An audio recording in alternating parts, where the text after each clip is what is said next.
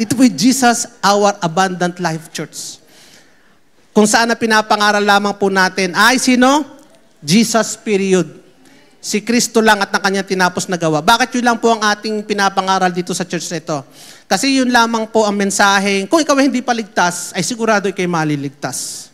Sapagkat wala na pong kaligtasan kundi sa pangalan lang ni Jesus at kanyang tinapos na gawa. At kung ikaw naman ay ligtas na, at patuloy kang makikinig, ikaw naman ay lalakas, lalago, at magiging lalong mararamdaman ang victory na ibinigay na sa atin ng Panginoon.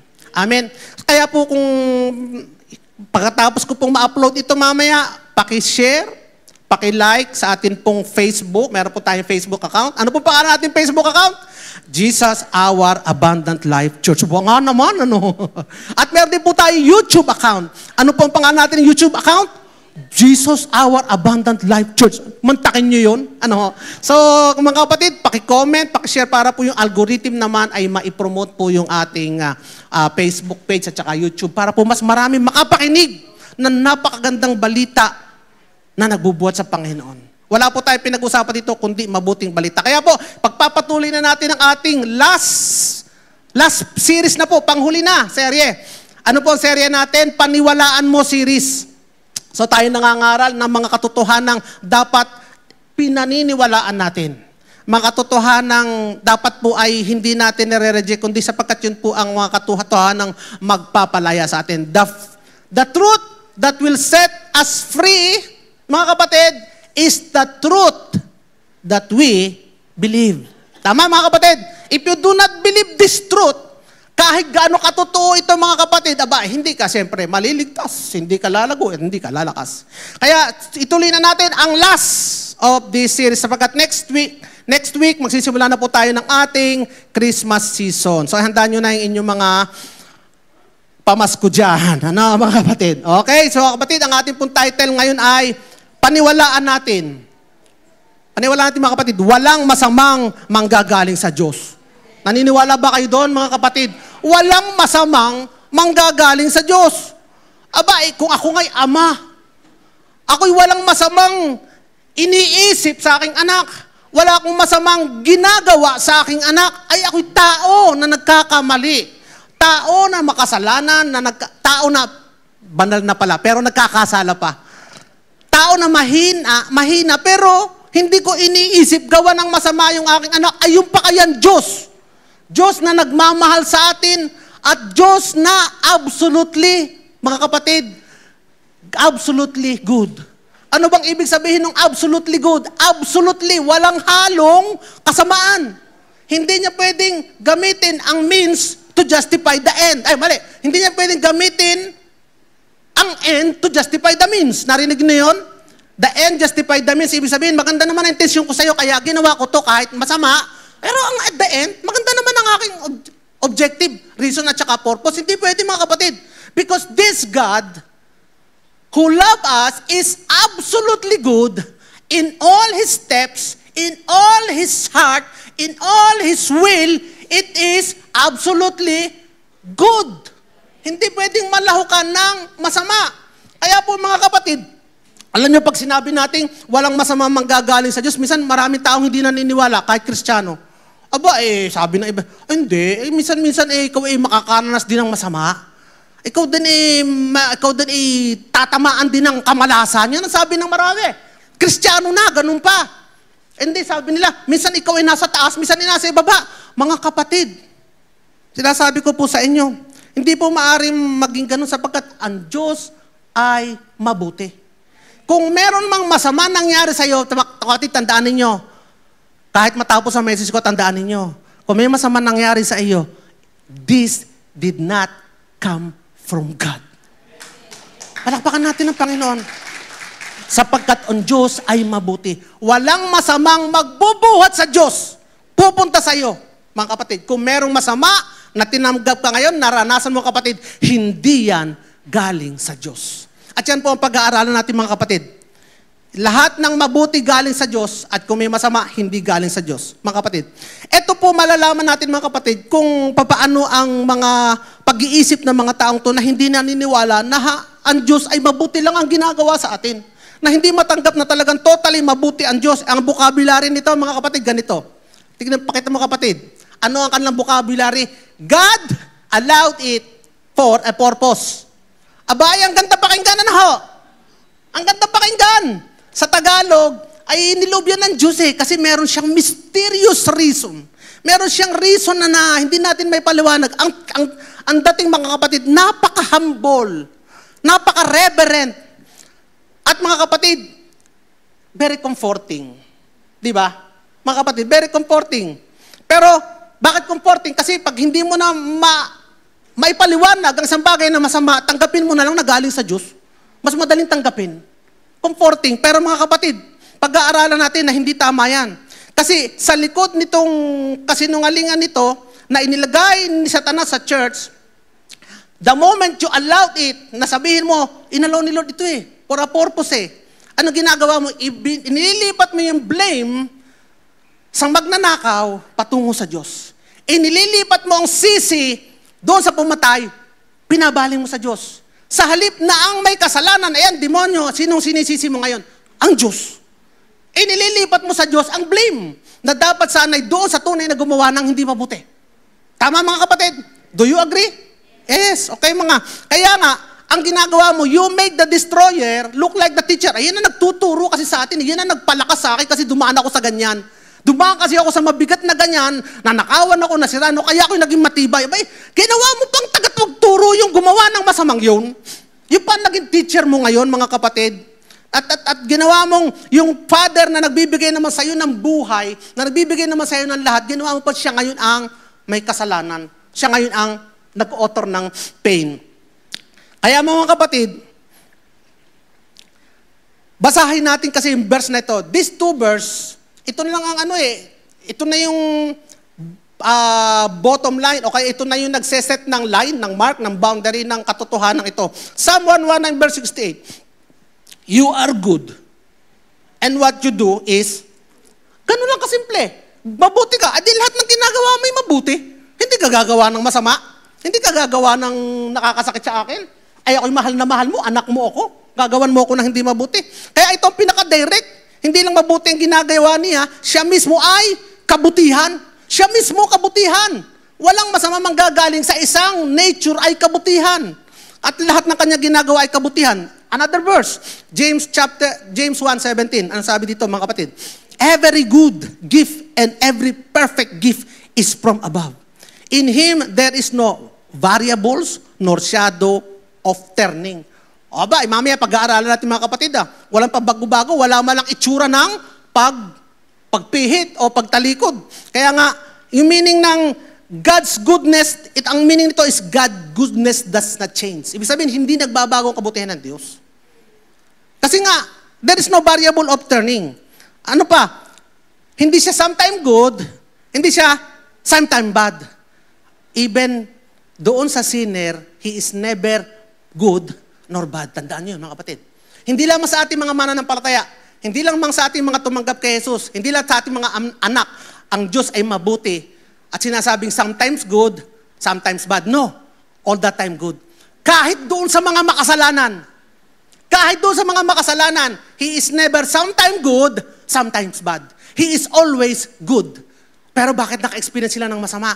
Mga kapatid, pag nag-aaralan natin mamaya, basta tandaan no, hindi galing sa Diyos ang lahat ng suffering at kasamaan. At the end, kung hindi ka man tumanggap kay Jesus, anong tatanggapin mo? Hindi pa rin bad. Judgment, which is good. Kasi ang judgment ay penalty for sin. Mga kapatid, mapag-aaralan natin yan, maaga pa. Kaya mga kapatid,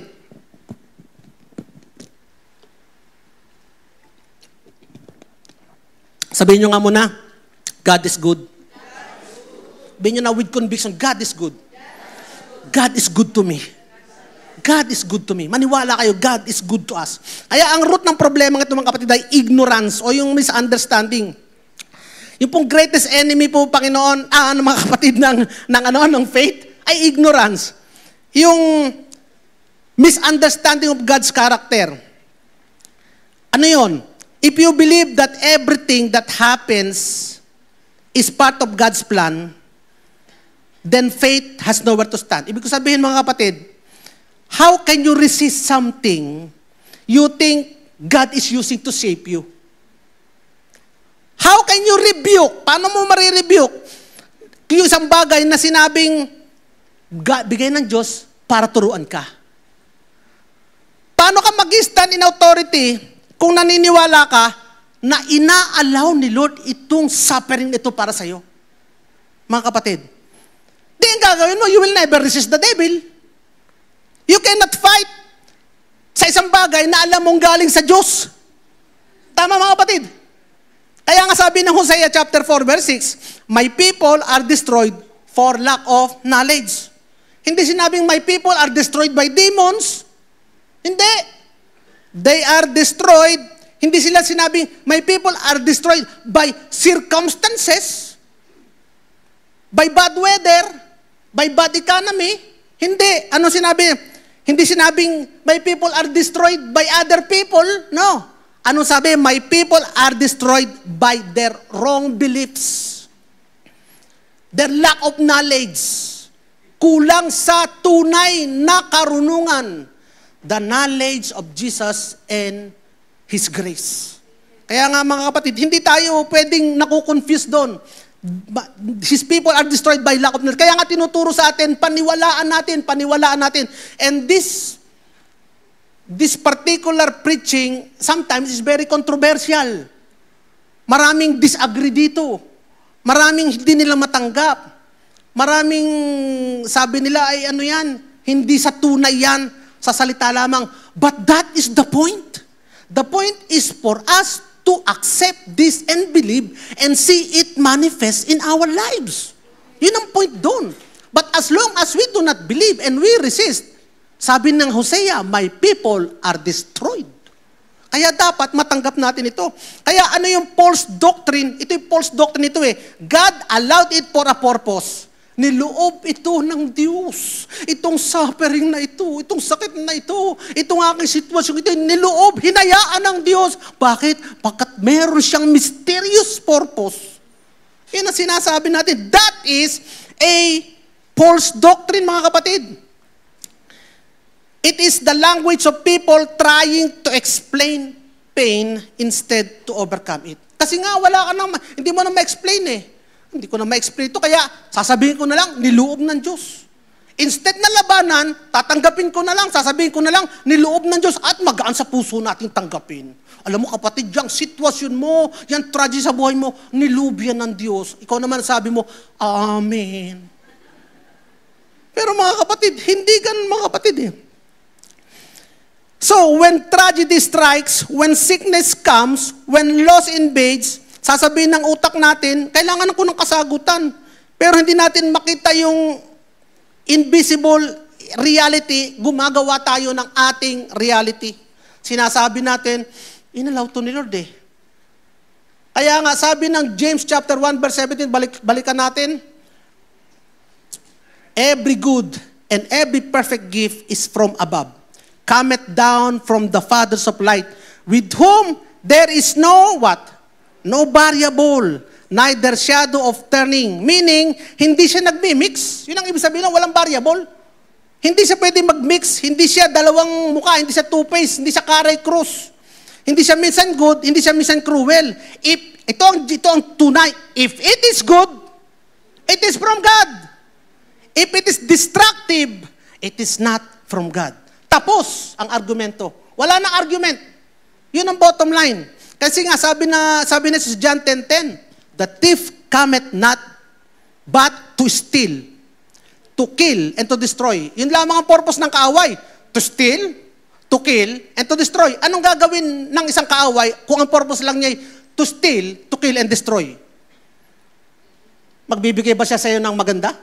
Hindi, definitely not. Kasi yun ang purpose niya eh. To steal, to kill, and destroy. In fact, wala siyang kakayanan gumawa ng mabuti. Because his only purpose is to steal, kill, and destroy.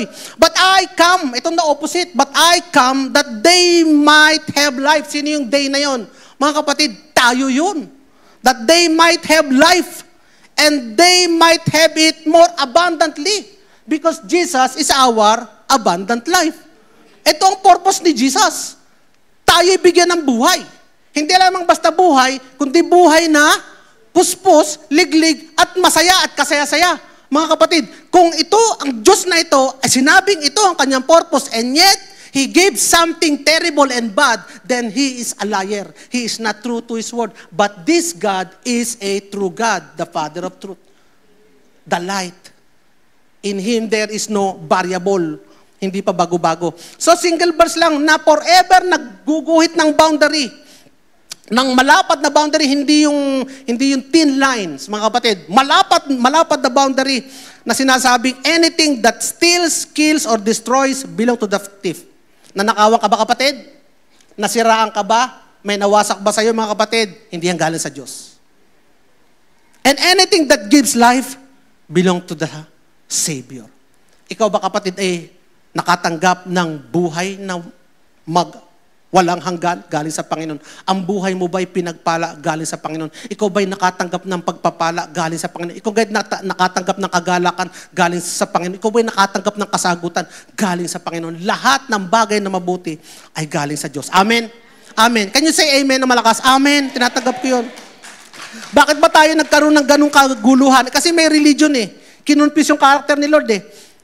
Sinuggest na, alam nyo, yung demonyo, sometimes ginagamit ni Lord yan eh. Para turuan ka eh. Yung mga, ginamit ni Lord yung si Satanas para sirain si Job. Dadaanan natin mamaya yan. Yan ang maling turo ng relihiyon eh. Anong ginagawa nun? Binablasphemy nun yung goodness of God eh. Binibigyan ng credit ang demonyo sa gawa ng Diyos at bine-blame naman ang Diyos sa gawa ng Satanas. Nakukonfuse, nagpapababa ng pananampalataya ng marami. Kasi kapag naniwala ka na yung tragedy, yung sickness, yung bandage, ay ina-allow ni Lord for a mysterious purpose, anong gagawin mo, mga kapatid? Alam mo, kapatid, yung sakit mo, inalaw yan lang ni Lord para ikaw matuto ng pananampalataya. Anong gagawin mo? Ay di tatanggapin mo na lamang. Ay inalaw pala ni Lord eh. Inalaw pala ni Lord eh. Kung inalaw nga niya, ako pa ang magdi-disallow. Ay inalaw nga ni Lord, ako pa kaya ang tatanggi. Ay di gagawin, tatanggapin mo na lang. Alam niyo, sabi ng mga taong to, God uses sickness to teach me. Narinig niyo na to? Nung ako'y hindi mananampalataya, pero nagkasakit ako, doon ko nakakilala si Lord. O di ginamit pa yung sakit para, alam niyo, ginagamit ni Lord ang masama para ipakita ang kanyang kabutihan. Pero hindi siya ang author ng kasamaan. Tandaan natin, mapapag-aralan natin yung mga kapatid. God allowed it for a purpose, yung tragedy ito, because He has reason. He has a mysterious reason. Nadaanan ng baha ang aking bahay, namatay ang aking mga anak sa Cebu. Sabi ng iba. Pero inalaw ni Lord eh, kasi may purpose siya. Napakalungkot naman, mga kapatid. God let this attack to happen to purify me. Yun. Inatak ako ng kaaway, ninakawan ako, sinaktan ako para ma-purify ako kasi pinapakita ni Lord kung ano talagang tunay na motibo ng aking puso. Oh. Napaka-religious, mga kapatid. Pero ang Diyos ay tunay na mabuti at hindi niya gagawin sa atin yun. Hindi niya pwedeng paglahukin ang mabuti at masama para lamang mas maging maganda ang isang mabuti. Ano ka, magluluto? Ano ka, kusinero? Nilalagyan mo ng alat, spices, tamis, anghang, at saka asim para mas maging masarap? Lahok-lahok para mas maging masarap? Hindi, mga kapatid. Hindi gayon ng Diyos. Because ang Diyos ay absolutely good. If His means is not good, even if the result justify the means, hindi magiging good yun. Kasi absolutely good. Hinayaan ka malooban para matuto ka mag-ingat. Sino nanloob sa'yo? Ang Diyos? Hindi, ang dyablo. Hindi ang Diyos. Alam mo, mga kapatid, kahit kasalanan, I'm saying this, kahit kasalanan, hindi yung Diyos ang nagpaparusa sa'yo at nagkokos ng harm. Iba, nagkasala ko, yan, naparusahan ako ni Lord. Na? Di ba, Pastor Rodel, nasasabi natin yun. Ayan, kasi may ginawang kasalanan. Yan, siguro ikaw ay binabato ka ni Lord. Ayan, may ginawa ka na naman kalukan. Siguro kayo pinapalo ni Lord para matuto. Ibinabalik natin kay Lord yung ginawa ng kasamaan, ginawa ng kaaway, mga kapatid. Mga kapatid, hindi po maaaring maganon. Hindi po pa pwedeng manggaling sa Diyos ang isang hindi mabuti because God is so good. In Him there is only goodness. Sa kanyang goodness, mga kapatid, He received the harm. na dapat sana'y para sa atin so that we don't have to. Sasabihin nyo, dahil sa kasalanan mo, kaya ka pinaparusahan ng Panginoon. Kapatid, dahil sa kabutihan ng Diyos, dahil sa kasalanan mo, tinanggap niya ang dapat sana'y para sa iyo, para ikaw ang hindi tumanggap ng parusang dapat sana'y sa iyo. Hindi ba kabutihan ng Diyos yun? 2 Corinthians 5:21, He who knew no sin became sin for us, so that we might become the righteousness of God in Christ. Di ba mga kapatid? Kaya nga, good, ang mabuti, sabi ng iba, sabi ng relihiyon, ang mabuti para lamang, ang mabuting ginagawa ng Diyos ay dahil mabuti ka. Sa mga sumusunod lang. Mga kapatid, tandaan natin, our Lord is a good shepherd. Our Lord is a good shepherd. We are the sheep. He is our good shepherd. Kung ikaw ay sheep, at ang shepherd mo'y good, saan ka dadalhin ng good shepherd? Sa good. If you obey, sabi ng iba, kaya ka naman pinagpapala ng Diyos kasi sumusunod ka lang. Tandaan natin mga kapatid. If you obey God, definitely, dadalhin ka niya sa green pasture. Definitely, dadalhin ka niya, He will make you lie down in still and quiet waters. Sumusunod ka kasi eh. Dadalhin ka niya doon sa mabuti kasi sumusunod ka. May experience mo ang kabutihan na gusto niya talagang gawin para sa iyo at pinagplanuhan mo pinagplanuhan niya sa iyo dahil sumunod ka at natikman mo. Ay paano napahamak yung mga hindi sumunod? Ay kasi matigas ang ulo ng tupa eh. Sa halip na tinatawag ng good shepherd doon sa green pasture, saan pumunta ang tupa? Ay nagkanya ng lakad. Naligaw, ang tigas ng ulo, ay di doon napunta sa bangin, naipit doon sa mga sangang, sa mga damuhan, naipit doon ng mga damong matataas, hindi ngayon makaalis. Sigaw ngayon na sigaw. Ay, at saka sisigaw niya narinig ng mga wolves, ng mga mga asong ligaw. Ay, anong gagawin niya? Sasaktan ngayon siya. Kakainin ngayon siya. Masusugatan ngayon siya. Ano ang ginagawa ng good shepherd? Ang good shepherd, iniwan yung 99 na tupa. Hinanap, pinawawalang isa. At nung nakita yung isa, sabi ng Psalm 23, He stopped and his rod, they comfort me. Kinuha niya yung kanyang rod. Hinampas niya yung mga aso para itaboy. Kinuha niya yung kanyang staff na may hook. Hinuk niya ngayon yung tupa, iniligtas. Inuwi ngayon ang tupa. Sino ang good, sino ang bad? Ang shepherd, sa kabila ng katigasan ng ulo ng tupang ito, ginawa niya ang good, iniligtas niya ang tupa. Sino ang gumawa ng bad? Yung katigasan ng ulo ng tupa, ang tigas ng ulo mo eh, yung mga imbangin, yung mga aso, yung wolves, yung mga tinik doon, yun ang gumawa ng masama sa tupa, kaya nasaktan ang tupa. Pero ang good shepherd remains to be good. And in spite na matigas ang ulo ng tupa, ginawan pa din ng good dahil siya ay good shepherd. Amen.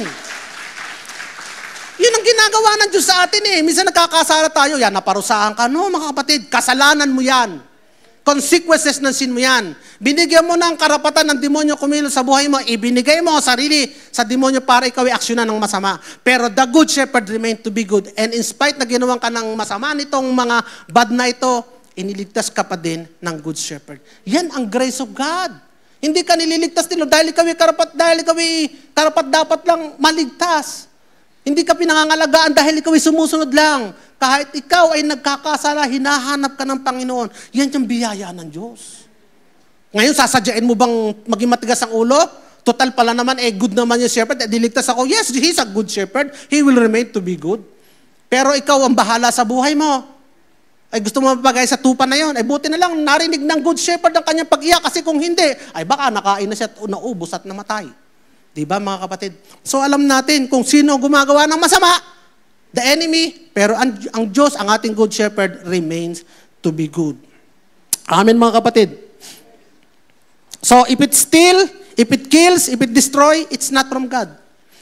Tanong mga kapatid,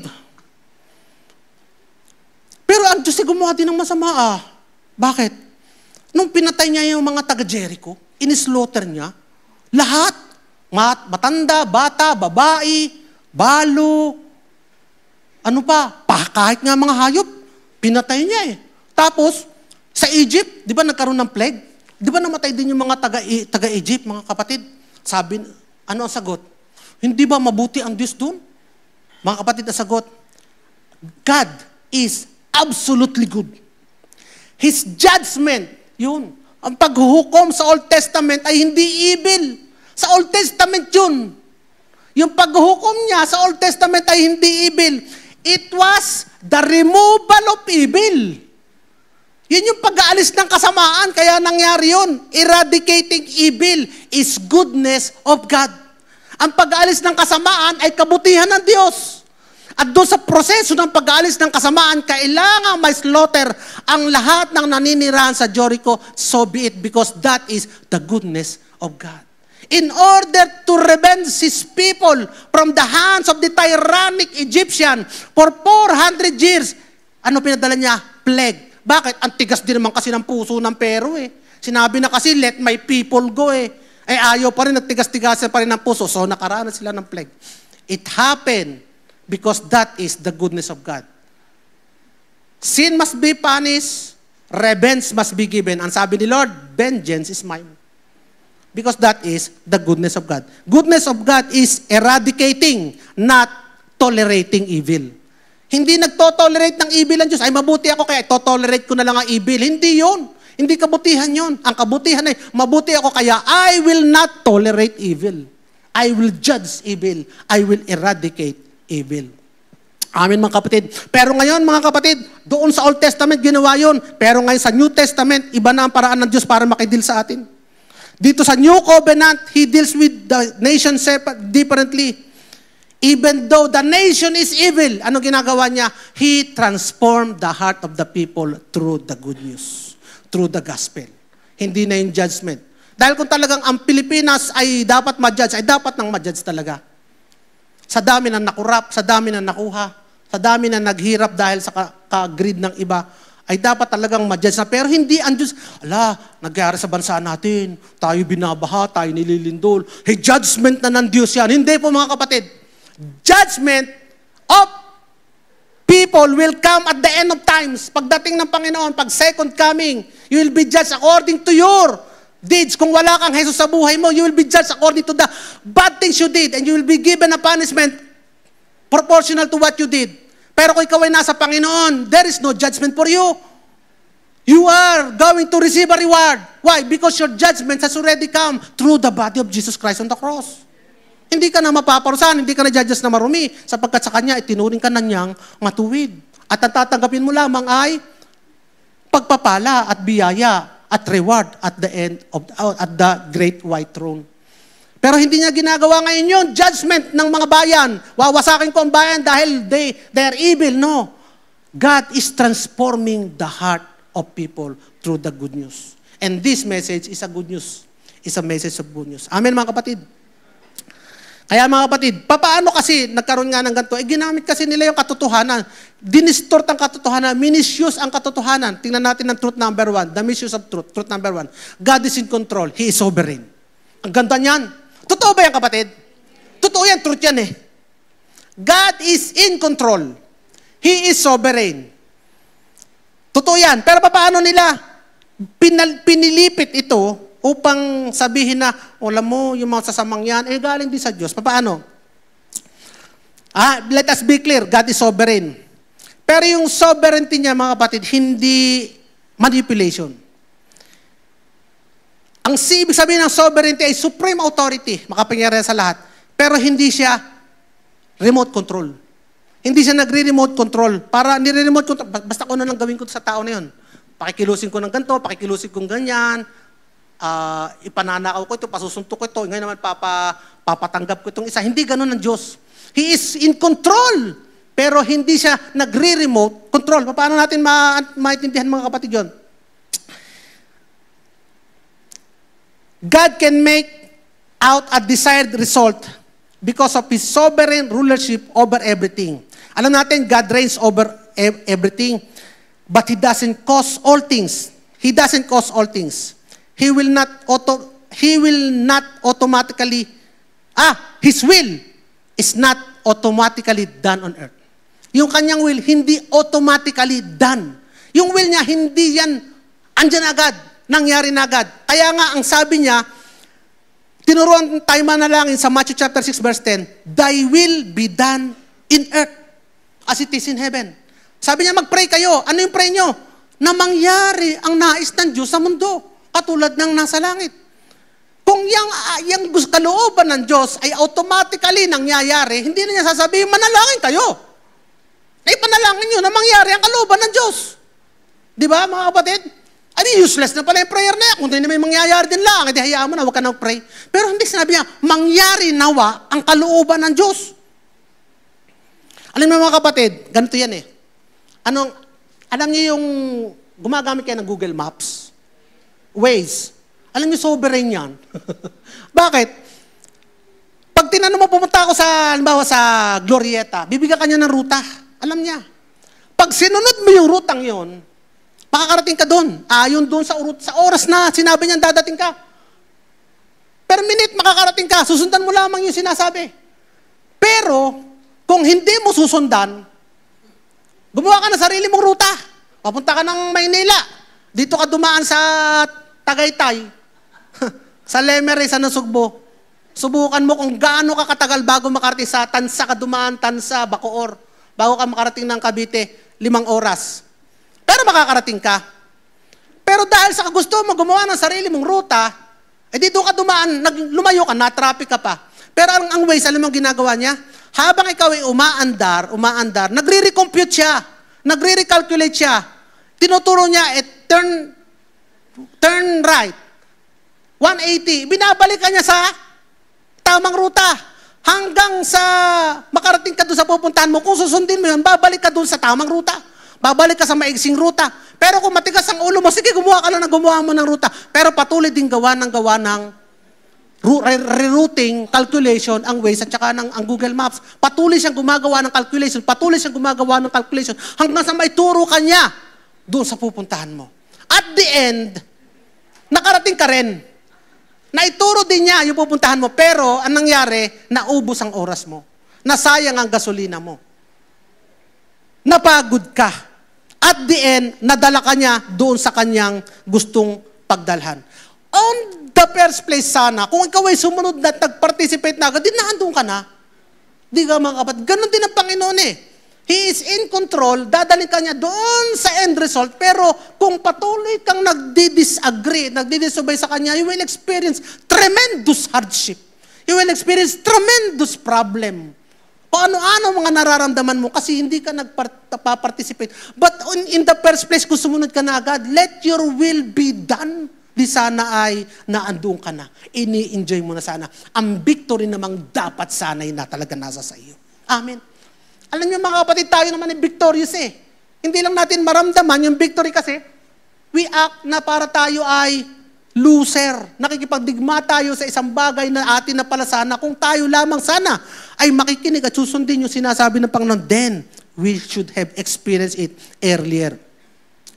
Kaya yun mga kapatid, yung sovereignty. Ito, the Lord can bring His sovereign purpose. Kailangan tayo mag-cooperate. Pero pag hindi tayo nag-participate, ano ginagawa? We let the enemy bring us to the wild and deadly ride. Kaya nga mga kapatid, dapat umpisa pala nagpa-participate na tayo. Ngayon mga kapatid, tanongin ko sa inyo, who motivated Joseph's brother to throw Joseph into the pit? Kilala niyo si Joseph?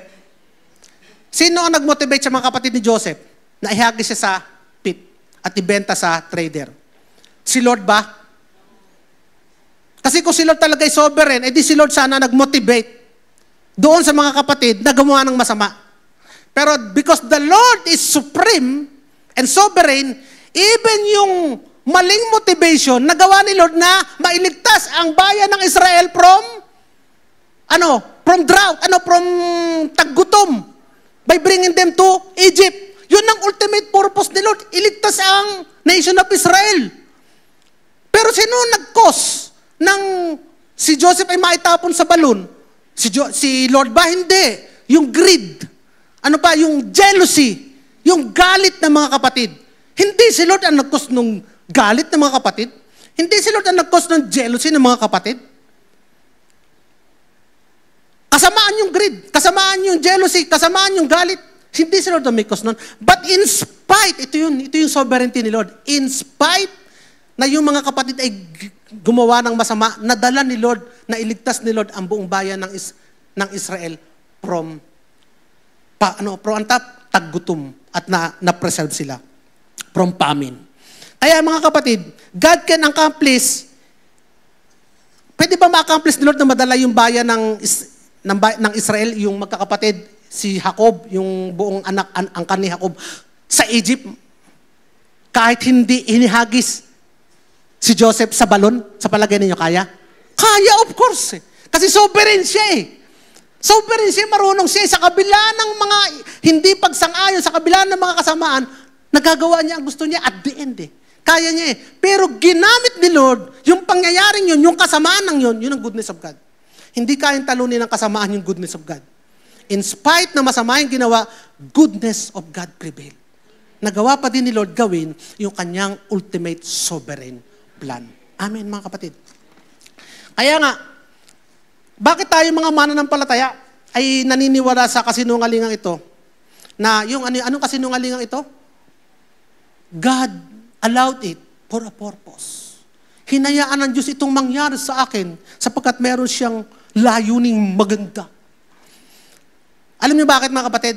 Because it is safer. It feels safer than responsibility. Mas madali, mas safe na kaysa ikaw ang responsibility. Yung ibig sabihin ng responsibility, ako ang kikilos, ako ang magre-rebuke, ako ang lalaban, ako ang magre-reject. Ay, hayain ko na lang. Mas madali eh. Ano pa? It removes the pressure of faith kasi when you resist the work of the devil, when you resist yung tragedy na nanghahapin sa buhay mo, kapag ka nilalabanan mo ang mga uncomfortable things, parang kailangan mo ng faith eh. Ay mas madali yung, hayaan ko na lang. Hayain na kung ano mangyayari. Mas madali yun eh. At saka more comforting, more assuring. Kasi tayo mga tao, yung ating yung coping mechanism. Pag tayo may problema, yun ang coping mechanism natin. Naghanap tayo ng explanation, mas madaling tanggapin ang explanation na inalaw ni Lord. Ginusto ni Lord. God allowed it for a purpose. Kaya hindi ko na kailangan lumaban. Kung nasa likod naman pala ng mga pangyayaring ito, ang Diyos, ay di tatanggapin ko na lang. Di ako uupo na lang. Papanoorin ko na lang instead of stand in authority. Ano mga kapatid? Ano pa? Anong ginagawa nito mga kapatid? It turns warriors into victims. Ikaw kapatid ay warrior. Hindi ka biktima. So, nangyayari kapag ganito ang paniniwala mo, biktima ka. Nagiging biktima ka. Ano pa? Ikaw, kapatid, ay tagapagmana ng kaharian ng Diyos. Ikaw ay kings. Ikaw ay hari, mga kapatid. Anong nangyayari? Ikaw ay nagiging slave. Tinatangay ka na lang ng alon kung saan, mga kapatid. Ikaw ay bihag. Instead na ikaw ay anak, ikaw ay nagiging slave. So, nagiging tamad. Nagiging passive. Dinadala ng hangin, kung saan na lang hangin, dali ng hangin. Ang tawag sa inyo, kapatid, ay limp and wimp Christian. Walang butong Kristiyano. At itong gustong-gusto ng kalaban. Si Mike Tyson, kahit malakas sumuntok yan, pag hindi siya sumuntok, ano mangyayari? Ay talo si Mike Tyson. Mga kapatid. Pero dahil siya ay ginagamit niya, kaya siya nananalo eh. Mike Tyson that don't know how to fight is a dead Tyson. Mga kapatid. Kaya, ito yung mga believers, paralyzed, false sense of submission. Saan siya nagsasubmit? Sa wrong kingdom. Sa halip sa kingdom of God nagsasubmit. Kaninong kingdom siya nagsasubmit? Sa kaharian ng mundong ito. Sa kaharian ng Satanas. Kaya mga kapatid, but because God is sovereign, mga kapatid, because God is sovereign, He can rescue us. Tandaan natin mga kapatid. So yun yung isang truth na binaligtad. God is sovereign and God is in control. Truth number 2, Romans 8:28. Ayan. Pangalawang truth, totoo ba ito mga kapatid? Basahin natin. Basahin natin mga kapatid. And we know that all things work together for good to them that love God, to them who are called according to His purpose. Ayan mga kapatid. All things work together. Ibang translation, kunin natin sa New Living Translation. And we know that God causes everything to work together. Ayun naman pala, mga kapatid. Sabi ng nagbabasa, God causes. everything. Ang Diyos naman pala ang gumawa ng lahat. Ang Diyos naman pala ang gumawa ng magnanakaw. Ang Diyos naman pala ang gumawa ng sakit. Ang Diyos naman pala ang gumawa ng baha. Ang Diyos pala naman ang gumawa ng kahirapan. Ang Diyos pala naman lahat ang gumawa. Yan ang sabi. Pero tingnan natin mga kapatid, ang sabi ba talaga ay ang Diyos ang gumawa ng lahat? Kasi ang basa ng iba kasi yung God causes everything. Ang nakasulat ba dyan ay God causes everything? Ang nakasulat dyan mga kapatid, God causes everything to work together. Yun yung causation versus cooperation. Yan, medyo technical tayo ng konti. Para naman madagdagan ng ating causation versus cooperation. Ano yung causation? Causes everything. Ibig sabihin ng causes everything, siya ang nagpasimula. Siya ang may gawa. Hindi yan yung nakasulat doon. Ang nakasulat doon ay cooperation. Ano ibig sabihin ng cooperation, mga kapatid? Causes everything to work. May masamang nangyari, hindi niya ginawa. Pero nakialam siya para magawa niyang itong mabuti para sa'yo. Guys, mga kapatid, hindi siya ang gumawa ng masama. Pero, ang Diyos ay nakialam upang itong masamang ito'y ginawa niyang pinagtugma-tugma niya upang magresulta ng mabuti para sa iyo. Kasi, kapag doon ka nakatingin sa causation, patay na. Lahat na lang ng masama, isisisi mo sa Diyos. Pero hindi ganun ang Diyos. Kasi sa verse na ito, it is cooperation. In spite nung masamang nangyari, He causes things to come out good out of these bad things. Ang sabi doon, work all things together for good. So God can take what the enemy meant for evil. Ano yung ginawa? Yun sabi ni Joseph What the enemy intended for my destruction, God turned it to good. Yun ang sinabi ni Joseph. At ang sabi din dito, God can take what the enemy meant for evil and turn it to victory. Hindi sinasabing He is the author of evil. Mga kapatid. Ibig sabihin, hindi siya ang author ng lahat ng nangyayari, lalo na ng masama. Pero siya ang Diyos na kayang maghabi, magtagpi, mag-redeem ng kahit anong pangit sa sitwasyon mo para maging mabuti sa dulo. Pero hindi niya ginusto ang pangit na sitwasyon kahit kailanman. Amen mga kapatid. Can we give the Lord a clap? Mga kapatid, anumang sitwasyon mo ngayon na hindi mabuti, hindi ginusto yun ni Lord. Tandaan mo, hindi ginusto ni Lord. Pero dahil nga tayo i-redeem, dahil nga siya sovereign, at the end, makikita mo, galing pa rin ni Lord. In spite of all these things. Pero sana, kung alam ko lang noon pa, hindi ko sana pinayagan ito. Ito, pag-aaralan natin mga kapatid, ano ang dapat natin gawin? So, para pa another illustration, God doesn't cause the evil, the pain, the betrayal, the injustice, pero hindi rin siya natatalo ng mga yun. Kumbaga kahit ihagis ng basura, ihagis ng kaaway ang basura sa lupa mo, anong gagawin mo? Yung basurang yun, gagawin mong fertilizer. Yun ang ginawa ni Lord. Illustration, may farmer na ang lupa ay tinamaan ng bagyo. Ano nangyari nung tinamaan ng bagyo? Bagsak, putik, sira ang pananim. Tanong, si farmer ba ang may gawa ng bagyo? Hindi. Pero anong ginawa niya pagkatapos? Edi hinabi niya uli yung lupa. He mixes it, he tills it, he put fertilizer in it, at ginawang mas maganda pa yung lupang yun pagkatapos ng bagyo. That is God.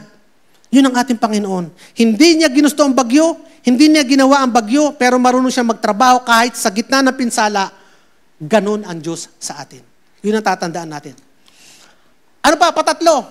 Job's statement was ignorance. Hindi yung theology. Etong iba kasi kumukuha ng theology kay Job Yung iba kasi dito binabasa ang kanilang buhay kay Job, tamo si Job. Sinubok ng Diyos. Namatay lahat ang kanyang mga anak. Nawala ang kanyang karyeran. Pero at the end, binalik din ng Diyos. Kinuha mo na ni Lord, tapos binalik. Ang Diyos pala ibigay bawi. Kukunin mo na, ibabalik, bibigay mo na, babawiin.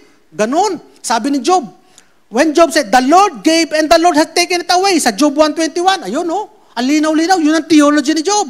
Bigay bawi ang Diyos. Okay ngayon, bukas ingat ka. Mabait ngayon sa'yo ng Diyos, bukas problema ka. Good ngayon, pero bukas, baka bad ang buhay mo. Yun ang maraming thinking na maraming Kristiyano. Kaya takot na takot sa buhay. Kaya hindi makapag-ipon. Binebless tayo ni Lord. Mag-ipon ka na mag-ipon, huwag ka na mamigay, huwag ka na mag-offering. Kasi baka bukas wala na. Di ka? Ganun nasa isang iba kasi ang tingin nila sa Diyos, bigay bawi. Yun si Job. Kita nyo naman, kay Job later on, sa verse 42, verse 3, ano sabi ni Job? Anong sabi ni Job? Pagkatapos niya maunawaan, I uttered that I understood not. Ayan. Ako hindi nagwika nang hindi ko pala naintindihan. Mali pala yung aking theology. And yet, Christians quote Job's word as theology. Mga kapatid, yung real meaning ng pag-aralan na natin to, may preaching na ako dito title, The Real Meaning of Job's Suffering. Yung paghihirap ni Job, hindi galing sa Diyos yun.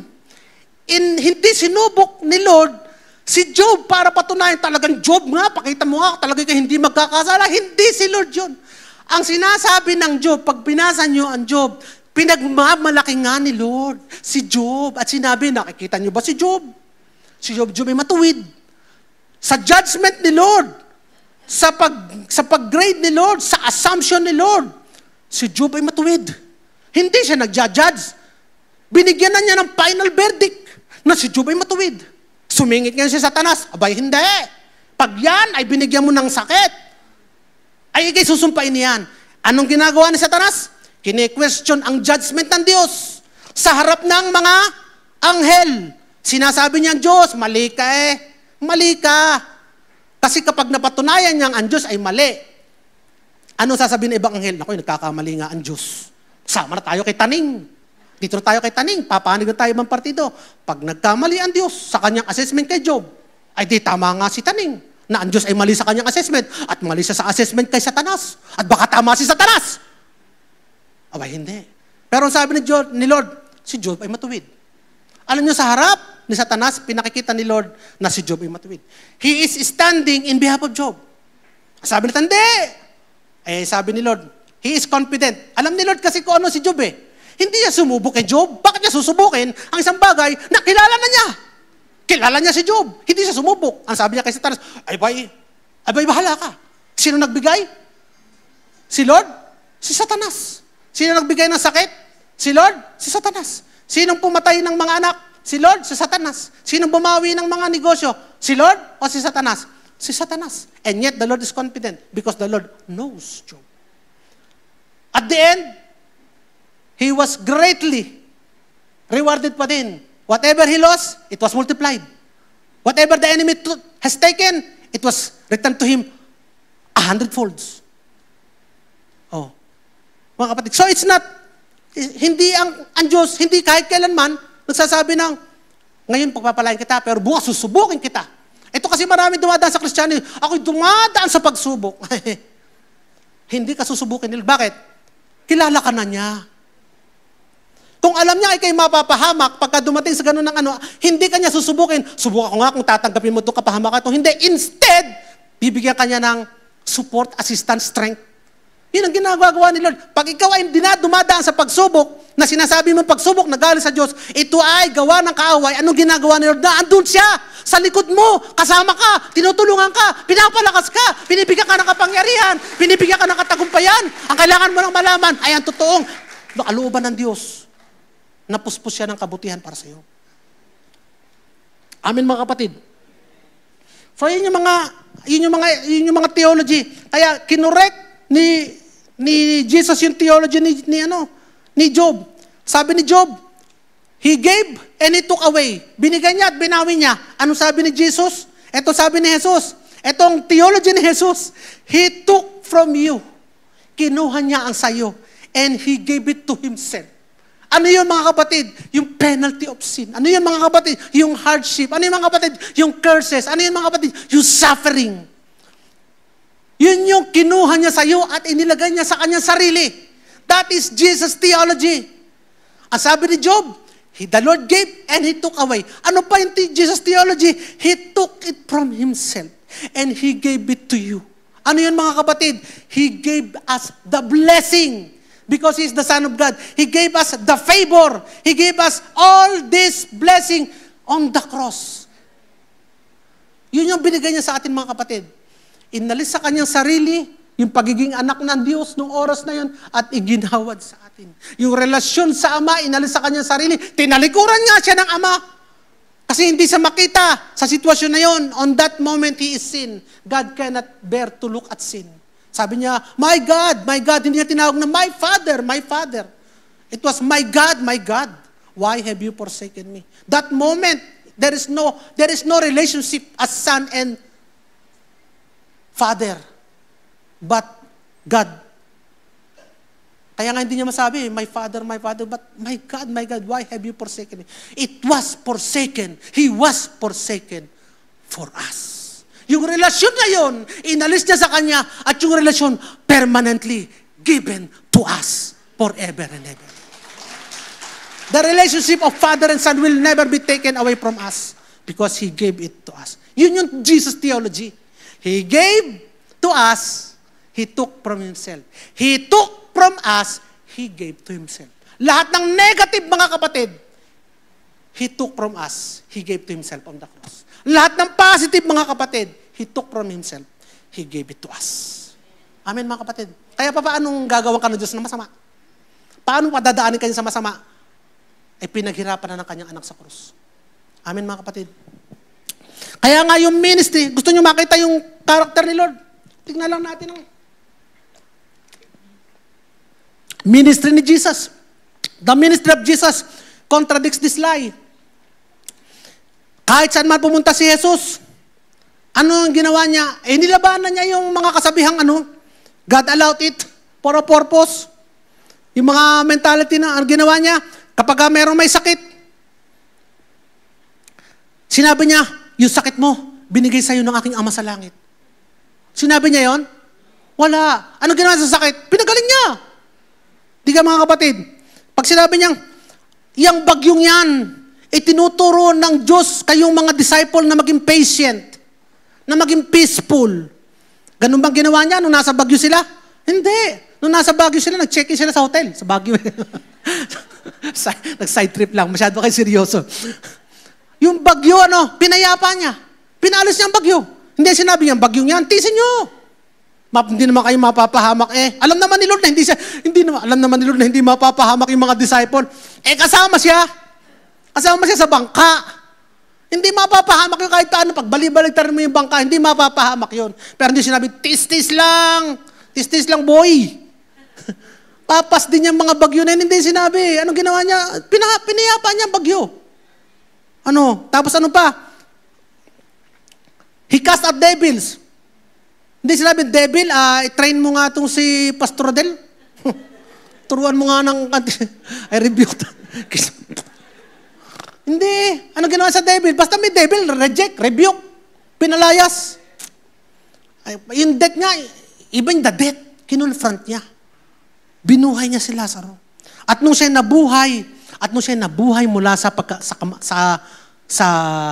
kamatayan, tandaan niyo mga kapatid, nung nabuhay si Jesus mula sa kamatayan, anong sabi niya?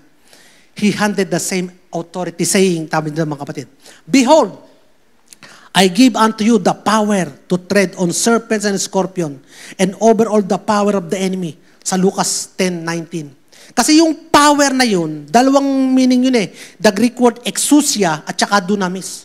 Yung ibig sabihin ng exousia is delegated authority. Authority na i-delegate. Kaya yung delegated authority, mga kapatid, He gave us that delegated authority on no time nung nabuhay siya mula sa mga patay. Kaya we have that same delegated authority. We now have that authority. I-delegate niya sa atin. Alam niyo si Spider-Man, sabi ni Uncle Ben, great power comes great responsibility. Kayo mga kapatid has been given by God great power, exousia and dunamis power.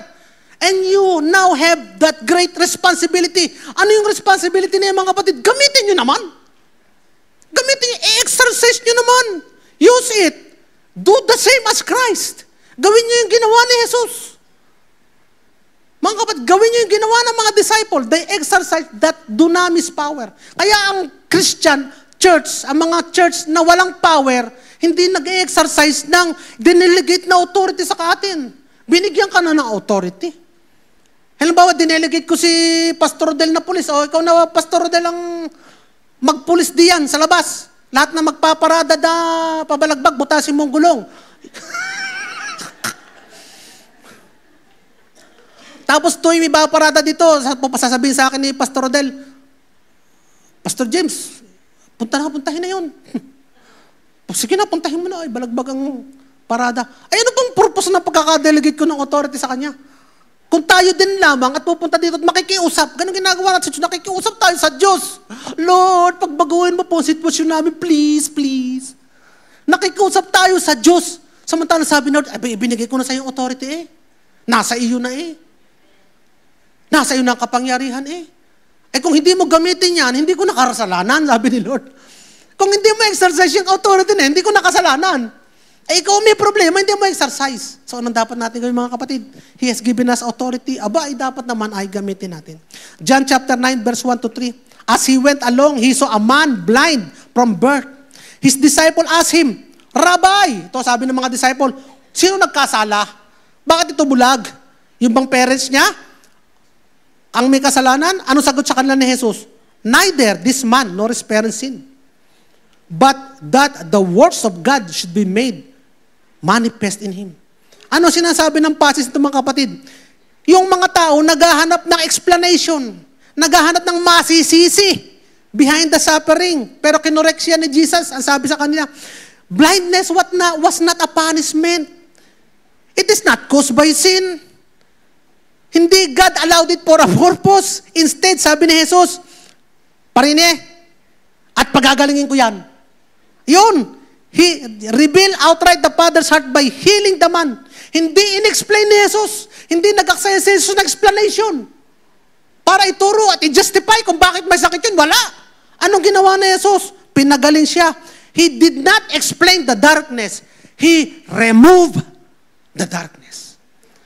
Yun yung authority nasa atin mga kapatid. Yun yung gustong gawin ni Lord sa ating mga buhay. Do not explain it, remove it, rebuke it because you have that delegated authority. Kaya nga pinapakita doon na yung sickness was not from God. Kasi kung yung sickness na yun ay from God, ay di mali pala si Jesus sa pagpapagaling doon, di ka mga kapatid. Kaya mga kapatid, when we encounter something that steals, kills, or destroy, hindi dapat tinatanggap natin at sinasabing, it is a mysterious, God has a mysterious reason. Oh Lord, talagang ikaw ay napaka-misteryoso. Hindi ganun mga kapatid. Kasi si Lord is revealed eh. God is revealed. Anong gagawin natin? We are meant to rise up, cast it out, cast it down in the name of Jesus. Bakit mga kapatid? Because God is behind us. Nasa likod natin si Lord kasi yun ang gusto ni Lord eh. God approved it. Ina-approve ni Lord kasi gusto niyang gawin natin eh. And God said yes. Bakit? Because it is already finished. It is yes na. No matter how many promises God has made, they are already yes to us in Christ. Paano pinakita ni Lord yung pagiging yes niya? Ay napako na siya sa krus eh. Tinapos na niya. It is finished. Kaya lahat ng nakasulat doon is now yes to us. Amen. Kaya Jesus showed God's true will. Ito yung tunay na loobin ng Diyos. Napakasarap kapag alam mo ang tunay na kalooban ng Diyos. Yun ang problema sa atin minsan eh. Baka yun ang will ni Lord. Siguro yun ang kalooban ni Lord. Kasi ginagaya nila yung prayer ni Lord na, if it's your will, let it be done. Talaga namang will ni Lord na mamatay si Jesus sa krus. Kaya nga sabi pa rin ni Jesus, kung gusto mo talaga Lord yan, gagawin ko. Pero sa atin hindi na. God's will is revealed. Kung alam mo yun ang kalooban ni Lord, gawin mo yun. It is permitted by God. God allowed it. And He is behind you with all the powers of heaven. Amen. All you need to do is align with that will. Ano pa? The cross proved God does not author evil. Sabi nila, masama ang Panginoon eh. Bakit? Isinulat niya kasi ang gumawa siya ng crucifixion. Pinadaan niya si Jesus sa crucifixion. Alam mo mga kapatid, yung pong redemption or yung finished work ay hindi kasalanan yun eh. Yun yung response ni Lord sa sin. Yun yung hindi yun yung partnership sa kasalanan, kundi yung response ni Lord sa sin. Yung cross itself, hindi si Lord ang gumawa ng cross. But inalaw ni Lord yun. Kasi yung cross ay man's rebellion. Yung cross is Satan's hatred towards man.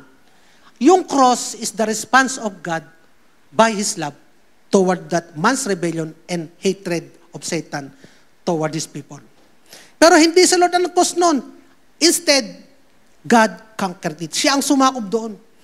Kaya nga, yung katotohanan na yun ay nag-a-apply sa every sickness, every loss. Hindi naman si Lord na nag-orchestrate ng mga kamalasan na nangyayari sa buhay. He overcomes it.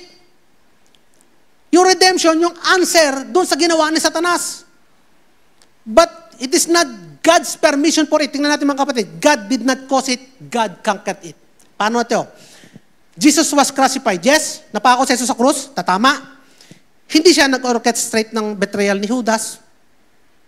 Tama? Siya ba nagpa-traitor kay Judas? Hindi. Hindi siya nag-orchestrate ng corruption ng Sanhedrin. Corrupt ng Sanhedrin eh. Eh wala naman makita ang kasalanan eh. And yet, pinilit nila na mapako si Kristo sa krus. Gumawa, nag-invento. Gumawa ng kasilungan niyan. Ang Diyos ba ang gumawa ng plano na yun? Tanatanong kayo mga kapatid. Hindi. Siya ba nag-orchestrate ng galit at envy at inggit ng mga Pariseyo? Abay, inggit na inggit ang mga Pariseyo kay Jesus eh. Abay, si Kristo eh, tuwan-tuwa ang mga tao, sinisigaw eh, king. Samantala mga Pariseyo eh, hindi na pinaniniwalaan. Oh, si Jesus ba, ang Diyos ba ang gumawa nun? Ano pa? Ang Diyos ba ang nag-orchestrate kay Pilato para mag-award ng injustice? Hindi. Ang Diyos ba ang nagbigay ng kalooban sa mga Roman soldier na maging brutal sa kanilang punishment, sa kanilang paggugupit? Hindi naman ang Diyos Ang Diyos ba ang nagpasimuno ng pagsigaw ng tao na, crucify Him? Hindi naman Pero anong ginawa ng Panginoon? Sa kabila nun, ginamit niya yun, tinalo niya ang lahat ng yun sa pamamagitan ng kamatayan ni Kristo sa krus. Lahat ng mga yun, napawi, natakpan, napalitan, nabayadan, na-redeem tayo dahil napako si Kristo sa krus. Ganun ang karunungan ng Diyos. Kabutihan ng Diyos. Ibig sabihin, hindi niya ginamit, pero siya ang umakto. Hindi naman siya ang gumamit. Pero siya ang gumamit doon sa mga kasamaan na yun, pero hindi siya ang nag-act. Hindi siya sumigaw. Hindi siya nagpako sa krus, pero ginamit niya yun para maipakita ang kanyang pag-ibig sa atin. Tinubos niya. Hindi naman siya nagkautang. Tama mga kapatid. Sino nagkautang? Tayo. Pero ang ginawa niya, siya nagtubos. Tinalo niya. Hindi niya tinolerate ang kasalanan. Amen. Ito pa, Jesus reveals the true Father. Nakuha niyo ba mga kapatid ang point natin? Yung lahat ng masamang yan, mga kapatid, tinatalo yan ng Diyos. Hindi siya ang pinagmumulan yan. Pero sa kabila ng kasamaan na yan, lalabas pa rin ang kabutihan ng Diyos. Pero gusto mo ba dumaan ka doon? Hindi. Ito pa, Jesus reveals the true Father. Sabi dito, He that had seen me had seen the Father. Kung gusto mong makilala talaga ang kalooban ng Diyos, pag-aralan mo ang buhay ni Jesus. Sa presensya ni Jesus, walang karamdaman, lahat gumaling. He did not allow the storm to drown the disciple. He did not allow death to have the final word. He raised the dead. Anong inalaw ni Lord? Inalaw ni Jesus? Healing, buhay, restoration, victory. At sabi sa Acts chapter 10 verse 38, God anointed Jesus who went around doing good and healing all who were oppressed the devil. Dito sa verse na ito, napakalino mga kapatid. Healing, God's will. Tapos. Tama mga kapatid. Huwag kayo maniniwala doon sa mga preacher na nasasabing hindi na nagpapagaling ang Diyos ngayon. Hindi naman will na ni Lord ngayon na magkaroon ng healing. Huwag kayo maniniwala doon. Dahil sa verse na ito, napakalinaw. Healing is God's will. Oppression, devil's work. Jesus revealed the Father by destroying the works of the devil. Yun ang katotohanan. Ano pa ang Jesus theology? God is light. In Him there is no darkness. Sabi ng 1 John chapter 1 to 5. God is light and in Him is no darkness at all. So, ibig sabihin ng no darkness, zero darkness. Walang 1%, 2%, 50% darkness. Zero darkness. zero evil, zero cruelty. Yun ang ibig sabihin nun. Diyos, 100% light, evil, 0%. So, darkness yun. Ano pa ang Jesus theology? God the Father is revealed. Hindi mysterious ang Diyos. Kaya sabi nyo, may plano ang Diyos na mysterious. No. Jesus revealed. Ipinapakita ni Jesus na malinaw kung ano ang will ng Diyos. Pinapakita ni Jesus na malinaw kung sino ang Diyos, Ama. Napakalinaw, mga kapatid. Hindi malabo ang Diyos sapagkat kung malabo ang Diyos, yung malinaw na, hindi pa nakikita, ay lalo na pag pinalabo pa ng Diyos. Sino pang makakakita? Pero itinuturo sa atin ng Diyos ang kalinawan ng katotohanan ng pag-nature ng ating Diyos Ama. God allowed it for a purpose. Ay, kasinungalingan. Dinidistor nito yung picture. At nagiging unpredictable, misteryoso ang Diyos. At hindi natin maintindihan. Minsan masungit siya. But God's nature is not mystery. It is revealed. The clearest revelation of God is not in tragedy, hindi sa circumstances, but in Christ. Hebrew 1 verse 3, the exact representation of His being. Hindi sinabing partial, hindi 50%, kundi 100% revelation of God's being. Kaya nga everything God wants you to know about this character can be found in the person of Jesus Christ. When Jesus healed the sick, that is God's will in action. When He fed hungry, no, pinakain niya mga gutom, yun yung nature na Lord na nagpapakain. When He forgave sinner, yun yung nature ni Lord, nagre-restore ng mga broken. Yun yung puso ng Diyos. At kung gusto nyo maintindihan kung anong i-allow ng Lord at anong ipe-permit ni Lord, hindi niya bless ang suffering, hindi niya in-endorse ang sickness, hindi niya pinadala ang disaster. Instead, He destroyed the works of devil. 1 John chapter 3 verse 8. For this purpose, the Son of God was manifested that He might destroy the works of devil. Ano ang purpose ni Lord? Ano ang purpose ng Son of God? To destroy the works of devil. Ano ang heart of God? Destroy the works of devil. Ano ang ating authority binigay sa atin? Destroy the works of devil. Ano ang gagawin natin? Destroy the works of devil. Hindi tayo magsasubmit sa work of devil. Amin, mga kapatid. Anong response natin, mga kapatid? Your authority as believer. Malapit na. Malapit na dumating si Lord. Malapit na, isang page na lang. Pag naintindihan natin, mga kapatid, ito, hindi kasi pwede magkaroon tayo ng faith kung hindi natin alam ang will ni Lord.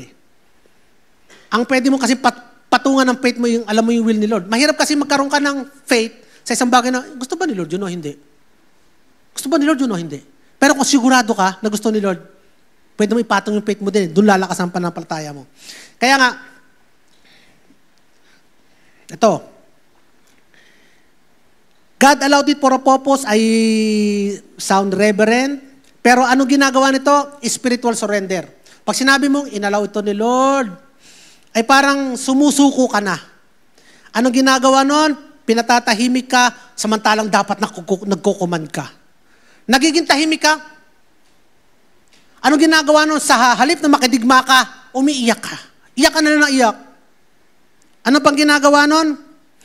Pinipilit mong tiisin o endure yung isang bagay na tinapos na ni Jesus para sa iyo. Yun ang ginagawa mo. Kaya nga, pag naintindihan natin ito, balikan natin ang Genesis chapter 1 verse 26. Sabi dito, let us make man in our image and let them have dominion. Kanino binigay ang dominion? Sa man, sa tao. Ano ibig sabihin ng dominion? Paghahari. Ikaw ang hari. Ang gusto ng hari, hindi mababali. Ibinigay sa atin ang dominion. Pero nung nagkasala si Adan, ano nangyari sa dominion na yon? Ibinigay kay Satanas. Napurpit. Napurpit ang dominion. Kaya nung nakuha ni Satanas yung dominion, si Satanas na naghari sa mundo. So, pagdating ni Jesus, nirestore niya yung ninakaw ni Satanas. Sabi sa Matthew 28 verse 18, sabi dito, all power is given unto me. Nung nabuhay si Jesus, lahat ng kapangyarihan ay ibinigay na sa akin. Lahat ng kapangyarihan sa lupa at sa langit ay binigay na sa akin. Sinabi ni Jesus yun, nabawi ko na. Sabi ni Jesus, nabawi ko na ang kapangyarihang nakuha ni Satanas na dapat sana sa inyo. Nabawi ko na, binigay na sa akin. Tapos, ang sagot niya agad, go ye therefore. Nasa akin na ang kapangyarihan. Therefore, sabi niya, therefore, so, kaya nga, ikaw din ngayon, sige, humayo ka. Go ye therefore, nasa akin ang kapangyarihan, go ye therefore, because now I delegate you this same authority. Hindi sinabing, because now I have this authority, so now, you relax, you accept. No. Go ye therefore. Therefore go. Kasi nasa iyo na authority. Bakit? Bakit nasa iyo na? Kasi nabawi ko na. Ngayon, ibinibigay ko sa iyo. So now, go. Go ye therefore. Kaya nga, ano ibig sabihin ng go ye therefore? Sinundan niya sa Matthew chapter 18, verse 18. Sabi dito, whatsoever you shall bind on earth shall be bound in heaven, and what ye shall loose on earth shall be loosened on heaven. Ang ibig sabihin, anuman ang ipahintulot nyo dito, ipapahintulot sa langit. At anuman ang ipagbawal nyo dito, ipagbabawal din sa kalangitan. Hindi niya sinabing, now, you decide. Yun ang sinasabi niya, now you decide kung ipipermit mo sa hell, sa earth, sapagkat yan ay pinirmit niya sa heaven. Guess yung mga kapatid, kayo ang tinatanong mga kapatid. Now you decide, whatever, sabi dito, whosoever shall bind on earth shall be bound on heaven. Kapatid, payag ka ba na ikaw ay may sakit? Payag ka? Anong gagawin mo ngayon? I-rebuke mo, i-reject mo, ibabain mo. Gusto mo ba lagi, kapatid, na yung iyong mga anak ay bangay-bangay? Gusto mo ba yon? O ang gagawin niya, ako is pagod na. Lord, kunin mo na ako. Yun ang sigaw ng iba eh. Gusto mo ba na yung iyong hinahawakan negosyo ay laging lugi? Ako ay kamalas sa negosyo. Yun ang sinasabi mo eh. Pero ang sabi ni Lord dito eh, whatsoever you bind here on earth is already bound on heaven. Ikaw ang mag-decide kung anong ipe-permit mo. Pe-permit mo ba na ikaw ay ganyan laging lugi? O you say, in Jesus' name, whatever I place my hand upon is blessed.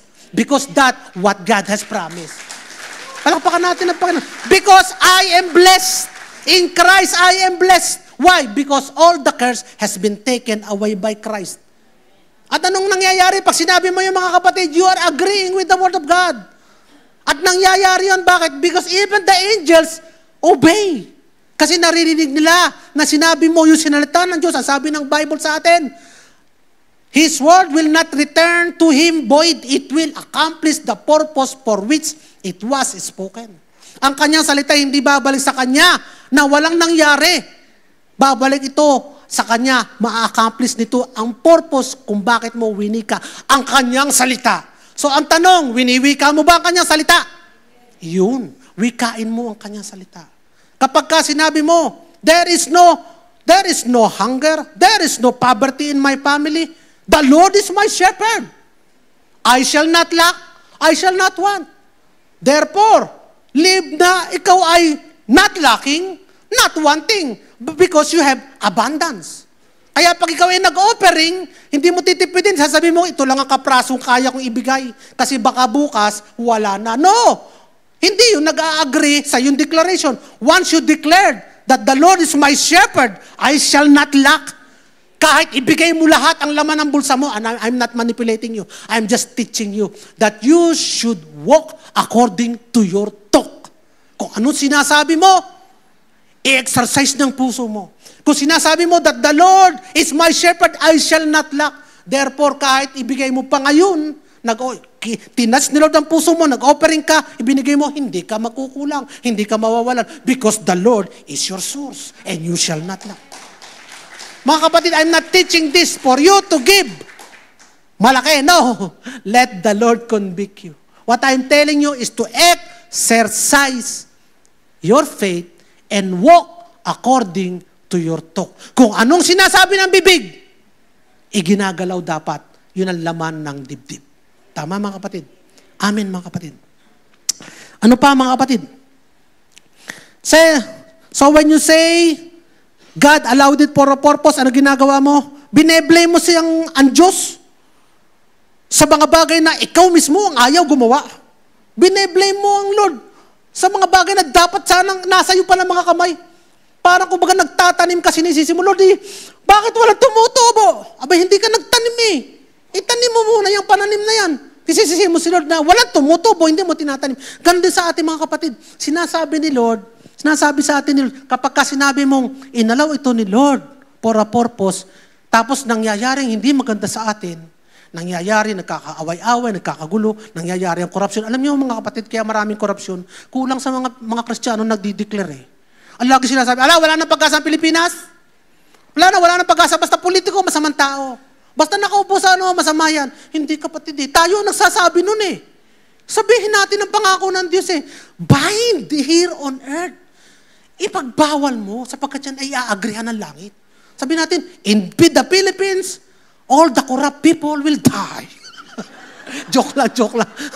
Of course naman, lahat naman tayo mamamatay. Lahat din. Corruption will die. Corruption will cease. Because Philippines is a special nation of God. Yan ang lagi nating i-declare. Amen. It starts with everyone.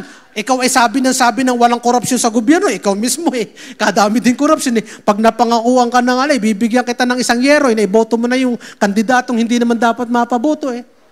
O, tama mga kapatid. Ako man ang mapalagay kay doon sa engineer. Sabi ni Saldico tanggapin mo na yan. At pag hindi mo tinanggap, tanggal ka sa trabaho.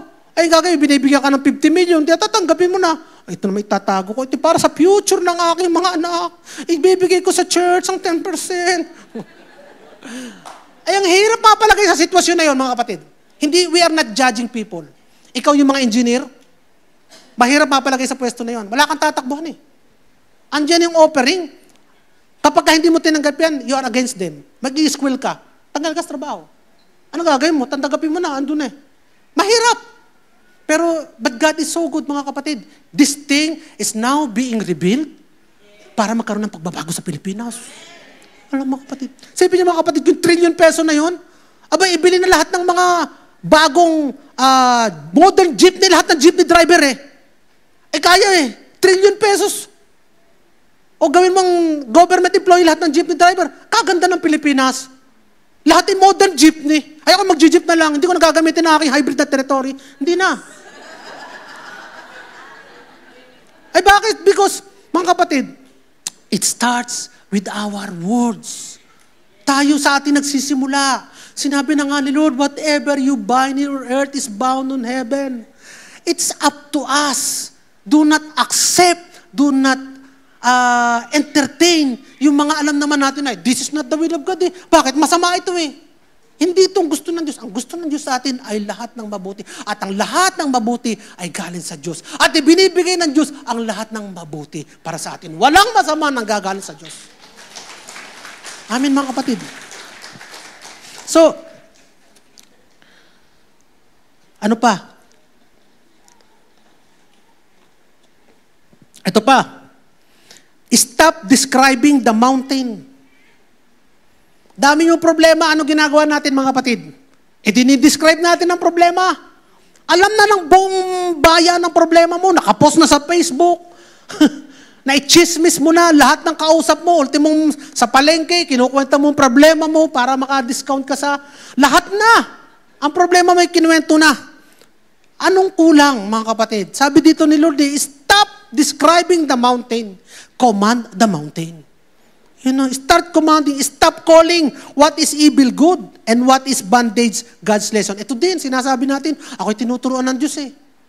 Ay para talagang napakabanal mo kapatid. Sa mga lahat ng mga problema sa mundo, nasa iyo na para turuan ka ng Diyos. Naku po, nakasulat lang naman sa Biblia, dapat mong matutunan eh. Bakit pa kailangan ka dumaan dito? Stop calling what is evil good. Tinuturuan ako ng Diyos sa masamang paraan na yan. And calling bondage a lesson. There is no sickness in the light, no tragedy and oppression. So every good and perfect gift comes from the light, and anything less than good is not from Him. So when the believer discovers that the same life that conquered death now dwells in him, he will cease asking for permission and do what He was born to command. Kapag nalaman mo daw, kapatid, na lahat ng authority at kapangyarihan nasa sa'yo, hindi ka na hihingi ng permiso sa Diyos. Hindi na. Hindi ka nagmamakaawa sa Diyos. Gagawin mo na lang. Mag-start ka na mag-command. Dahil alam mo, ito din ang gusto ng Diyos, binibigyan ka ng permiso, at nasa likod mo ang Diyos. Amen, mga kapatid. So, ano magiging resulta ng revelation ito? Yung mga may sakit ay hindi na niya tatanggapin ang kanyang kondisyon na kagustuhan ng Diyos. At magsisimula siyang magsalita ng may pananampalataya na siya ay magaling na at pinagaling na ng Diyos. Bakit? Ito kasi ang gusto ng Diyos eh. He will now believe and accept that he is truly healed. Kaya hindi natin matanggap na talaga tayo pinagaling na. Baka kasi dito na ako, sa paraang ito ako mamamatay. Ito ang paraan ng Diyos upang ako ay umuwi sa kaharian. Hindi, mga kapatid. Tandaan mo, ang sakit at karamdaman ay binayadan na ni Kristo sa krus 2,000 years ago. Kung ito ang paraan ng kanyang pagkuha sa iyo, hindi na niya babayaran yun. I-distribute na niya, o sige, tanggapin mo na sakit at nakimakauwi na. Di ka? Pero hindi. Binayaran niya sa krus yun para hindi ikaw ang hindi dumanas doon sa sakit karamdaman. Yung pilay nga, nakalakad eh. Yung walang paa, nagkaroon ng paa. Mga kapatid. Ano pa, mga kapatid? Yung mga defeated will stop singing. Ano mga awit ng mga defeated? Umaawit ng mga awit ng pag-survive. Pag-testify nila na kaya nila. Habakuk. Though the fig tree blossom nor the fruit trees nor the vine, I rejoice upon the Lord. Kahit mawala lahat ng bunga ng ubas at mamatay lahat ng hayop, ako'y magpupuri sa Panginoon. Tama, magpuri ka sa Panginoon sa lahat ng oras.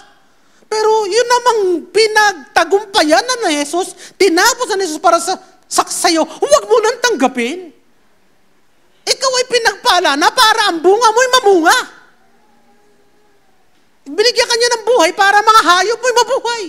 Kaya huwag mong tatanggapin yung gawa ng kaaway at magre-rejoice ka. Magre-rejoice ka doon sa ginawa ng kaaway para sa'yo. Mali yun. Yun yung mga kanta na hindi na natin inaawit ngayon. I am blessed. Yan yung kinakanta natin. I am favored. Di ka mga kapatid? Amen. Tanong mga kapatid, paano mo Pastor James i-explain ang nangyari sa aming mahal sa buhay? Namatay, nagkasakit. Paano mo i-explain yan? Mga kapatid, katulad ni Jesus, hindi ako narito para mag-explain ng ginawa ng kaaway. I am here upang ipakita sa inyo kung anong puso ng Diyos at kung anong dapat na paniwalaan. Because hindi tayo kumukuha ng doctrine ayon sa ating experiences. Ang doktrina ay ayon sa salita ng Diyos. Maaring painful, masakit tanggapin, hindi comforting. Pero mga kapatid, kailangan makita natin ang revelation bago natin makita ang victory. Mga kapatid, eto lang ang tandaan nyo mga kapatid. Just remember this one thing. In spite of the work of the enemy, kung ikaw ay nakikristo, God already made us more than overcomer. Amen. Tandaan nyo mga kapatid yun. Bakit ganun namatay ang aking asawa sa sakit? Kapatid, kung ang iyong asawa ay hindi mananampalataya, nagtagumpay nga ang kaaway sa kanyang masamang gawa. Pero kung ang asawa mo'y mananampalataya, kapatid, kahit siya ay pumanaw sa mundong ito, siya ay may buhay na walang hanggan. At ang sabi ng Panginoon, to be absent in this world, to be absent in this body, is to be present with God. That is the fastest way to experience the full love, blessing, favor, and presence of God. Hindi ba masama yun? Masama pa ba yun? Nagtagumpay man ang kaaway, akala mo. Pero at the end, we are more than overcomer. Kaya ang tanong ko sa iyo, kapatid, ikaw ba ay na kay Kristo na? Kung wala pa si Kristo sa iyong buhay, kapatid, kung may masama nangyayari sa buhay mo, maaari magtagumpay ang kaaway. Pero tandaan mo, sa kabila ng mga sitwasyon na yan, naririyan ng Panginoon na pwede mong tawagan. Tanggapin mo si Jesus bilang iyong Panginoon at tagapagligtas. At sinasabi sa iyo, anuman ang ginawa ng kaaway, anuman ang nagawa ng kaaway, reject it, refuse it, because God is behind you. And whatever the enemy has stolen, God can restore it 100-fold. Amen, mga kapatid. Yun lang, tandaan natin mga kapatid. So, Satan has no authority apart from deception. Dinadaya niya tayo. Kaya nga sabi doon mga kapatid, sa James 4:7, ganito mga kapatid, submit yourself therefore to God. Kanino ka magsasubmit? To God. Resist the devil and he will flee from you.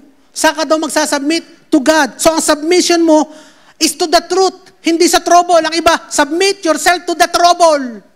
No, submit yourself to God and he will flee from you. Submit yourself to the word, not to the work of darkness. Ang kapangyarihan lang ni Satanas ay dayain ka, sabihin, alam mo, plano ng Diyos yan. Alam mo, gusto ng Diyos yan. Yun ang kapangyarihan ni Satanas. Ito yung kalayaan, mga kapatid, na maisip mo kung ano ang kalooban ng Diyos, na magsalita ka kung ano yung sinabi ni Jesus. Ito ang kalayaan, kapatid. This is freedom. To think what God is thinking and to speak what Christ has spoken. Act as the one who carries the authority on earth. Hindi yung pagmamayabang, hindi yung pagmamataas. Yun yung partnership with heaven. And it begins with the moment you stop saying, tigilan mo na kapatid yan ha. Huwag mo sabihin, inalaw ni Lord yan for a purpose. Start saying, God has redeemed me from it. Ako'y tinubos na kay Jesus dito. Tapos na. Jesus finished. Jesus finished this work. Kaya pag naintindihan natin mga kapatid, ang ating prayer ay magiging mas makapangyarihan, ang ating prayer ay mas magiging may authority, hindi na tayo magmamakaawa sa kalangitan, hindi na tayo magpapakita ng kawalang kapananampalataya, kundi ang ating panalangin ay puspos ng pananampalataya. At yan ang dinidinig ng kalangitan. Amen. Amen mga kapatid. So in conclusion, kala nyo hindi na matatapos ha? Matatapos din tayo. In conclusion, to makisabay kayo. Basahin nyo na may pananampalataya at may pangunawa. Ang kasabihang, God allowed it for a purpose, ay maaring tunog espiritual. Ngunit sa katotohanan, ito ay isa sa pinakamalakas na sabutahe sa pananampalataya ng mga mananampalataya. Isinisisi nito sa Diyos ang gawa ng kaaway. Ginagawa nitong walang laban ang mga Kristiyano. Samantalang tinawag sila ng Diyos na makapangyarihang anak. Anong tawag sa ng Diyos? Makapangyarihang anak. Ginagawa nitong ang mga anak ay umasal na parang alipin. Ngunit kapag nakita mo ang Diyos sa lente ng natapos na gawa ni Jesus, nagbabago ang lahat. Ano to? Titigil kang tanggapin ang mga bagay na winakasan na ni Jesus. Ano yun? Lahat na sumpang yan. Winakasan na ni Jesus yan.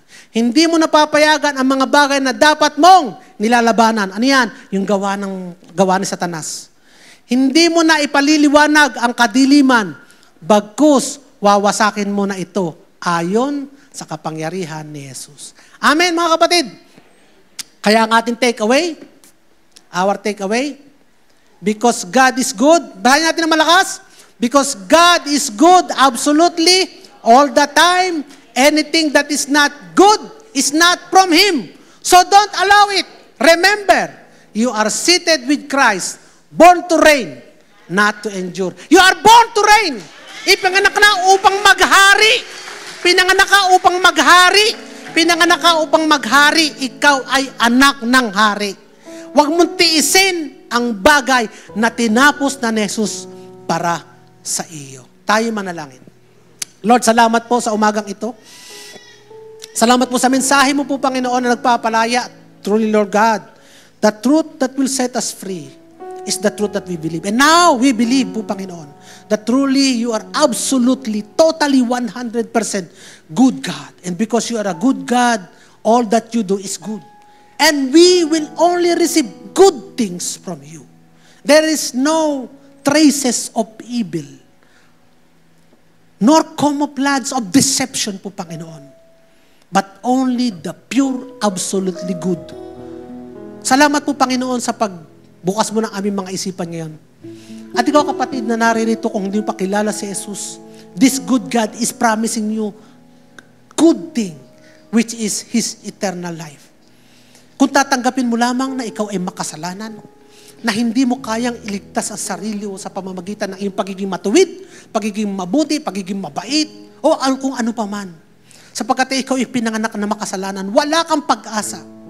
Ang pag-asa mo lamang ay ang ginawa ni Jesus sa krus para sa iyo. Tanggapin ito sapagkat ito'y sapat na kabayaran sa iyong lahat ng mga kasalanan. Kasalanang nagawa, ginagawa, at maaari magawa pa. Nung siya namatay sa krus, at kung paniniwalaan mo siya, namatay din ang lumang makasalanang ikaw. At nung siya nabuhay mula sa kamatayan, mabubuhay din ang bago nilalang na nilikha niyang walang bahid ng kasalanan, kundi puspos ng katuwiran, kagaya na sa Kanya. Kaya inaanyayahan kita sa panalangin ng pagtanggap, panalangin ng pag-admit, panalangin ng pagtanaw, panalangin na nagsasabi kung sino siya sa iyo at kung sino ka sa Kanya. Panginoong Jesus, ako po ay isang makasalanan. Salamat po. Namatay ka sa krus. Para sa akin. Nagbuhos ng dugo. Upang bayaran ang lahat kong kasalanan. Ang dugo na naglilinis sa akin ngayon at pangwalang hanggan. Ang dugo ng busilak na tupa nakatanggap-tanggap na alay sa kaharian. Salamat po. Tinatanggap kita ngayon bilang aking Panginoon at tagapagligtas. At salamat po din na ang aking pangalan ngayon ay nakasulat na sa aklat ng buhay. Mabubuhay sa habang panahon kasama mo sa kalangitan. Itong aking panalangin sa pangalan mo, Jesus. Amen. Ako na lang po mananalangin. Lord, kasama ng maraming santo, kasama ng maraming banal sa kalangitan at ng mga anghel na nagdiriwang dahil sa isang kaluluwang tumanggap sa iyo, Panginoon. Dahil sa kaluluwang naligtas mula sa kamatayan po, Panginoon. Kami po ay nagpupurit, nagpapasalamat sa iyo. Tunay na ikaw ay Diyos na dakila. Tunay na ikaw ay Diyos na hindi nagtatago sa misteryo. Inilahad mo ng malinaw kung anong iyong saloobin at puso para sa amin. Ngayon, naintindihan namin po, Panginoon, ang lahat ng mabuti ay nais mo mangyari sa amin. Tinatanggap namin ito na may pasalamat sa aming mga puso. Salamat sa mga revelation na patuloy naming maiintindihan, sa mga karunungan at sa mga kaalaman pang papasok sa amin na may kaunawaan. Salamat na ikaw ang nagtuturo sa aming mga hakbang upang malakaran namin po, Panginoon, at ma-enjoy ang victory na ibinigay mo na sa amin nung ikaw ay namatay sa krus at nabuhay na muli. Kaya, Panginoon, pinupuri ka namin, pinasasalamatan sa pangalan ni Jesus. Amen. Amen. Dadako po tayo sa pagpera-perasyon ng tinapay.